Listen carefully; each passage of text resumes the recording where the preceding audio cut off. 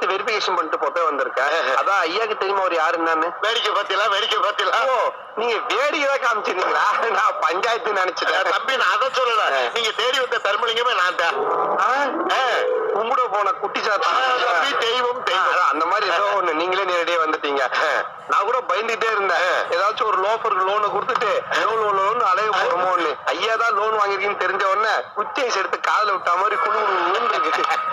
இப்போ ஒரு வீடு கட்டி இருக்கீங்கல்ல, லோன் வாங்கி அந்த வீட்டை காமிச்சே ஒரு போட்டோ மட்டும் எடுத்துட்டு போயிடுவேன். அது எதுக்கு போட்டோ எடுக்கணும்?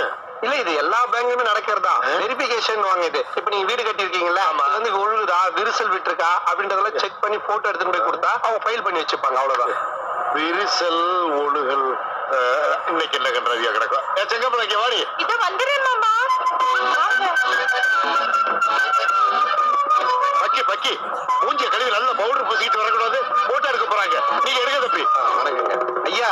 இவங்களும் இல்ல, நீங்க வீடு கட்டினீங்கல்ல, அந்த வீட்டை காமிச்சே போட்டோ எடுத்துப்பேன். இதுதான் அந்த வீடு. புரியலீங்களே உங்களுக்கு என்ன புரியலையா? தம்பி வீடு கட்ட போறேன்னு லோன் வாங்கினல, அந்த லோன்ல நான் கட்டின சின்ன வீடு செங்கப்பளை